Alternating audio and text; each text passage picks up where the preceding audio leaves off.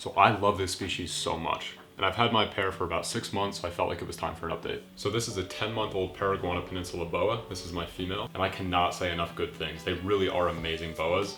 Couple of bad things came up, but we'll get into that later. So a bit of quick history, there was a single import made in the early 2000s. All captive bred specimens are related to that original group. Gus Renfro referred to these guys as Paraguanera Peninsula Boas. I've heard Brian Boas call them Paraguana Peninsula Boas. I'm gonna be honest, I'm not really sure which one's right, but I just call them Paraguana, and I don't think they seem to mind. So in the wild, they're from a tiny little peninsula in northwest Venezuela. A lot of island boas like Cocker Key or Hog Island or Pearl Island, they've evolved to live on less food. Because of that, they've taken on a smaller size. These guys only get about 4 to 5 feet, which is very small for a boa constrictor. This individual is not even a year old, so definitely not fully grown, but I'm not expecting her to get more than 5 feet. I'd be very shocked if that happened.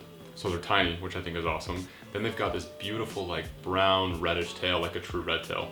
Nothing's as beautiful as a true red tail's tail, but this tail's pretty great too. Check it out.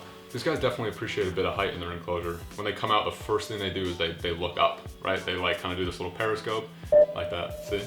They hold on pretty well without being too squeezy. Got me pretty good there, but it doesn't hurt. I've even heard these guys described as extremely intelligent. In a post by TC Reptile, he described a situation where he's cleaning out his snake bins. He put the snakes in a bin with a pile of rodents while they were being cleaned, and none of the snakes could seem to figure out where the smell of rodents was coming from until he put in the Paraguana Peninsula Boas. They went in, smelled out the pile, grabbed exactly what they needed, and went about their business. To me, that just seems extremely intelligent. I don't think I fully appreciated what he said until I had them myself. I mean, for starters, I've target trained them within 6 weeks. I'm really happy with their progress. And even all the little interactions they have, you could tell that the wheels are kind of turning. When you open their enclosure, the first thing they do is they kind of lock onto you, and they look and they periscope, and they're just so curious. Look at her. Look at her go.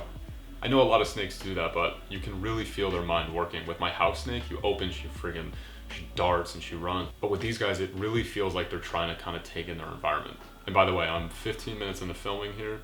I've done a lot of takes, and she is totally calm still. They're being kept in baby tubs right now, so nothing too huge. It's got a little bit of height, but nothing crazy. Got a couple hides, some cork bark, a twig for climbing, a humid hide, and obviously a water bowl. And this is actually where some of the problems started. So this girl's been really great. I'm gonna put her back, grab the male, and talk about some of the issues I've had.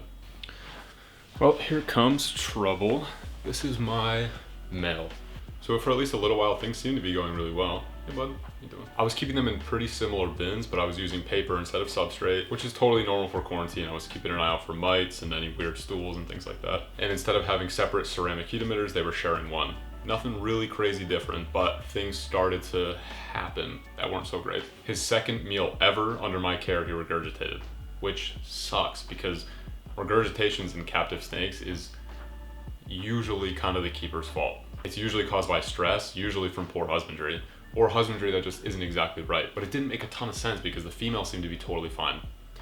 Either way, he was telling me he was not, so things needed to change. So I emailed Vin a picture of the regurgitation, which I thought might have been poop. I was holding out, I really wanted it to be poop, and no such luck. He goes, yep, it's definitely regurgitation. And he said, these guys are from Venezuela, they're extremely sensitive to cool, dry conditions. Bump up your temperatures, get that humidity up, and you shouldn't have an issue. And wow, and look at that. And he was right. Took a look at my setup, and it was close, but definitely not perfect, and his analysis was pretty spot on. That paper that I was using in quarantine was not holding humidity well. They were sitting at around 40-50% with occasional spikes, but it's just not high enough. So I made a bunch of modifications. I got them new bins with a little bit more height, and I covered half the bottom of their enclosure in heat tape. Heat tape is much better than heat pads. It's much more consistent. I have a separate video on that if you're interested. And then I gave them their own ceramic heat emitters, drilled bigger holes in the top to let in more heat, and I raised the ambient temperatures up by a few degrees. So now they currently sit at 84 ambient on the warm side, 77 to 80 ambient on the cool side, with a 90-degree basking spot. I also replaced the substrate with cocoa fiber, holds in humidity much better, and the difference is night and day. For 2 months, he was soaking in and pooping inside of his water bowl, and I thought it was just an annoying thing that he did, but he was really telling me that he needed more humidity.